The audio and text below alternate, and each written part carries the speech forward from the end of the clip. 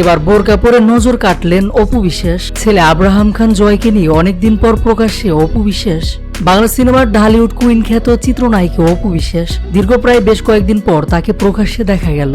এর আগে গত 2 দিন আগে আওয়ামী লীগ সরকারের পতনের পর প্রথমবার ফেসবুক লাইভে তাকে দেখা যায়। এবার অনেকদিন পর ছেলে আব্রাহাম খান জয়কে নিয়ে প্রকাশ্যে এলেন তিনি।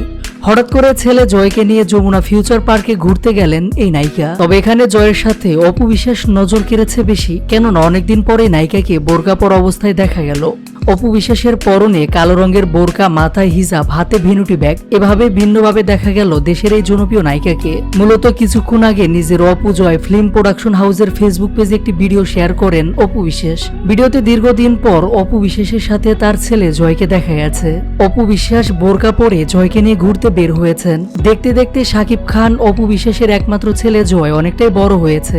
এ কয়েক মাসে অনেকটাই জয়ের পরিবর্তন দেখা যাচ্ছে। অপু বিশ্বাসের শেয়ার করা ভিডিওতে দেখা যায় জয় খুব খুশি। জয় গান গাচ্ছে আর খুশিতে নাচতে নাচতে যমুনা ফিউচার পার্কে প্রবেশ করছে। পিছনে দাঁড়িয়ে থেকে ছেলের এই কাণ্ড দেখছেন অপু বিশ্বাস। সব মিলে অনেকদিন পরে শাকিব খান অপু বিশ্বাসের একমাত্র ছেলে জয়কে এভাবে হাসি খুশি দেখা গেল। সামাজিক যোগাযোগ মাধ্যমে এমন ভিডিও ছড়িয়ে পড়লে অনেকেই বলছে অপু বিশ্বাসকে বোরকা পরা অবস্থায় দেখতে খুবই সুন্দর লাগছে। জানা যায় জনসম্মুখে নিজেকে সবার থেকে আলাদা করতে বোরকা পরে ছেলেকে নিয়ে ঘুরতে বের হন এই নায়িকা।